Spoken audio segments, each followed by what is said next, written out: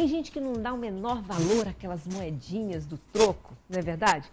Você vai conhecer agora histórias de algumas pessoas que realizaram sonhos caros, acredite, simplesmente guardando moedas. São exemplos de economia que a gente precisa lembrar para sempre. Dá só uma olhada. O que você faz com as moedas que você recebe de troco? Às vezes eu guardo, passo o troco lá no cobrador.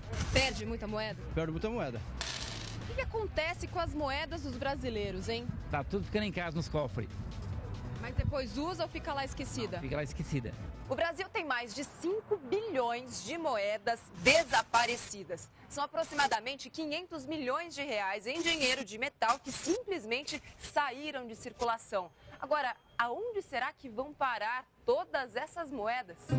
O seu Agripino já ia esquecendo do bolso recheado de moedas. Acontece de perder muita moeda? Se não chegar em casa e não guardar no lugar para poder pegar, perde. Para perder sempre, entendeu? Não dá para fazer uma viagem, não. Pois é, tem gente que não dá a menor bola para as moedinhas, mas nas mãos de algumas pessoas, esses pequenos valores do dia a dia se tornam grandes fortunas. O Hoje em Dia foi em busca dos brasileiros que fazem milagres com alguns trocados. Jorge, eu fiquei sabendo que aqui tem um tesouro, é verdade? Até que tem, ó. Tem um tesourinho. Jorge é funcionário público e há 6 anos decidiu poupar as moedas de R$1 que antes iam para as máquinas de karaokê do bar. Você tem ideia de quanto tem aqui já? Em torno de R$1.200 a R$1.300. E só moedas de R$1? Só de R$1. Virou que é exatamente as moedas que eu usava para me ficar brincando no karaokê. Parei de karaokê e resolvi guardar. De real em real, Jorge aprendeu a dar mais valor aos pequenos e grandes valores. Com os R$1.200 em moedas, o Jorge pode comprar uma TV de LED, viajar para o Nordeste ou comprar 60 novos chapéus para rechear com mais moedas. Modelo! São tantas opções que ele ainda não sabe o que fazer. E não tem nenhum destino para esse dinheiro todo? Não achei ainda. Talvez seja para minha casinha que eu quero construir lá no interior. Da economia. Enquanto o Jorge está lá se planejando, o seu Antônio já foi, voltou e realizou um montão de sonhos só com o dinheiro que ele guarda nos cofrinhos. Qual foi a primeira grande realização do senhor? Fazer meu casamento. Seu Antônio se casou pela segunda vez há 8 anos. Da decoração aos docinhos, tudo foi pago com dinheiro de troco. Na época que eu casei em 2008, deu acho que uns 2.800 ou 3.000 reais. Eu não pus a mão na carteira para tirar um tostão. Só no cofre? Só no cofre. A mania de guardar moedas veio depois de uma tosse perigosa. O seu Antônio fumava e resolveu investir o dinheiro do cigarro nos planos de uma vida nova. Eu tinha que depositar todo dia 15 reais de moedas nos meus cofrinhos, como castigo pelo cigarro. Até hoje eu faço isso. De 2008 até hoje, ele já encheu os cofrinhos várias vezes. Foi para a Europa, conheceu vários países graças ao dinheiro de metal. E a próxima viagem já está programada. O seu Antônio está juntando moedas para conhecer a netinha que mora na Suécia. Tem alguma meta de poupança? Tem. Toda viagem tem que sair dessas moedas. Se alguém ainda acha que dinheiro de troco não leva a lugar algum, tá aí o seu Antônio para provar que de moeda em moeda se vai muito longe. Cheguei num ponto da vida que agora, vamos dizer, tudo é limpo. E moeda? E moeda, e muita moeda. Se Deus quiser, isso vai encher de moeda aqui.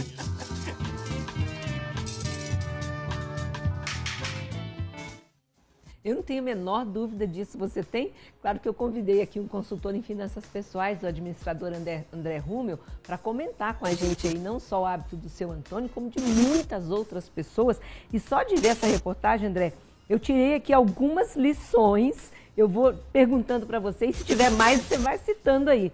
Primeira coisa que me chamou muita atenção aqui na atitude deles, começar com pouco. A gente sempre pensa que esse pouquinho, essa miserinha não vai chegar em lugar nenhum. E olha aí o resultado.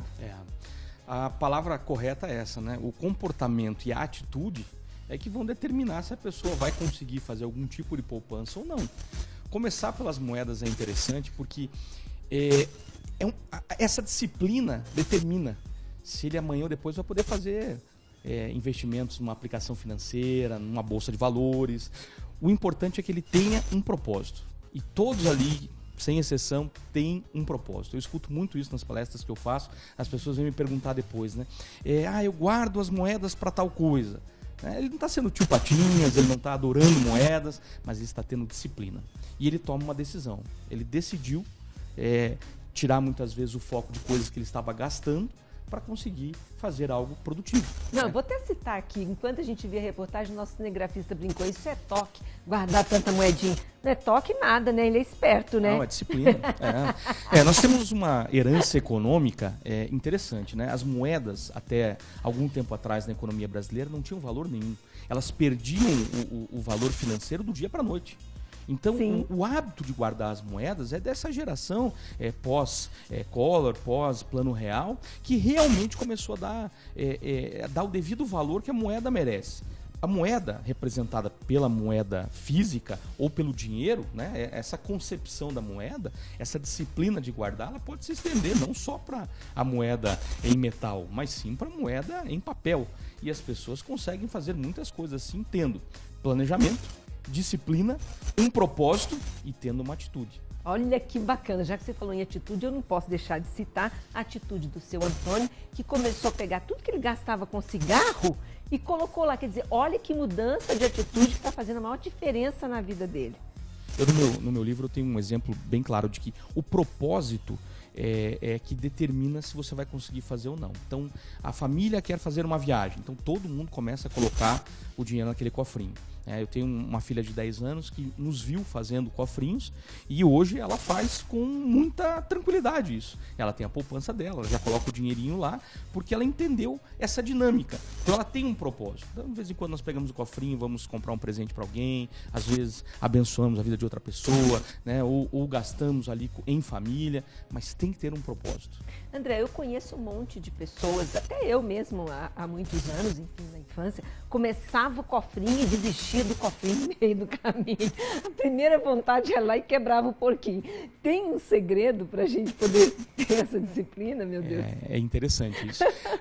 Essa disciplina aliada com um propósito é que transforma muitas vezes o comportamento. Nós estávamos até falando aqui, antes de começar o programa, sobre a questão do comportamento. A pessoa muitas vezes ela tem um comportamento financeiro autodestrutivo. Ela não consegue esperar porque ela é ansiosa, ela não tem disciplina porque ela acha que fazendo um carnê ela vai se realizar mais rápido, né? Mas na verdade daí ela está pagando juros, ela está muitas vezes, até porque 10 vezes sem juros não existe. Vamos deixar isso bem claro. Ouviram, né? 10 vezes sem juros não existe. Não existe, vamos falar junto aqui, um jogral para guardar. Não existe, não tem como. Né? Alguém está pagando essa conta, e geralmente é o consumidor, em 100% dos casos, inclusive.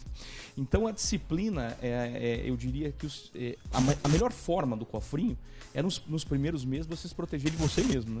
Compra um cofrinho meio caro, que para quebrar você vai sentir um pouquinho de dó, né? E aí você compra aquele porquinho bonitinho e tal, você vai ter um pouquinho de dó. Ou você reveste ele com muita fita mesmo e vai resistindo até você ter a disciplina de tornar isso suave. Não fique olhando para ele só quando você for colocar as moedinhas. Uma última questão para a gente poder encerrar esse papo que eu estou achando muito bom. A gente viu um dos personagens ali da reportagem, ele colocou a mão no bolso e saíram várias moedinhas. E a gente às vezes fala, ou muitas pessoas podem dizer, mas não sobra dinheiro para o cofrinho. A verdade é que sempre sobra um pouquinho, independentemente de qual seja a renda, não é? Exato. Não é que a gente acabe gastando, não é que sobra porque está sobrando, que a gente acaba gastando à toa, no que não deveria. Eu sempre falo que não é quanto se ganha, que determina se a pessoa vai ser próspera ou não. É como ela administra. Então, por exemplo, se ela vai pendurar a calça em casa e as moedas caem no armário, elas já estão começando a ser perdidas. Se o cinzeiro do carro é o lugar de destino das moedas, infelizmente no lavacar, sem querer, com o aspirador, ele vai embora. O meu cinzeiro do carro é assim. E o triste é que você pergunta às vezes para as pessoas, Mira, assim, quanto você gastou esse mês? Ele, olha, eu não sei onde o dinheiro foi. Bom, ele não sabe mesmo, porque ele não tem uma listinha, ele não sabe, né, que aquilo foi. Né, alguns programas atrás a gente disponibilizou aqui uma planilha para as pessoas poderem se organizar. Basta a pessoa começar a listar os seus gastos. a entender como é essa dinâmica do dinheiro e ela começar a ter algum tipo de poupança, seja através das moedinhas ou seja através de uma poupança um pouco mais forçada, um valor determinado por mês que já vai sair da sua conta e vai para uma aplicação, não importa como. O interessante é ter a disciplina. É difícil. A pessoa, muitas vezes, nós estamos falando isso para um público que hoje, quase que 89% da população brasileira está com nível de endividamento todo tomado. Então já está endividado. Existem ainda os super endividados. Mas a grande verdade é que se nós começamos com disciplina a guardar o pouco, daqui a pouco, com o muito, você vai ter muito mais chance de prosperar da maneira adequada. Faz uma festa de casamento, como a gente viu na reportagem. Pessoas fazem viagens internacionais, conheço vários exemplos assim, e não é realmente uma questão de toque, é uma questão de disciplina. Muito bom. Obrigada, André.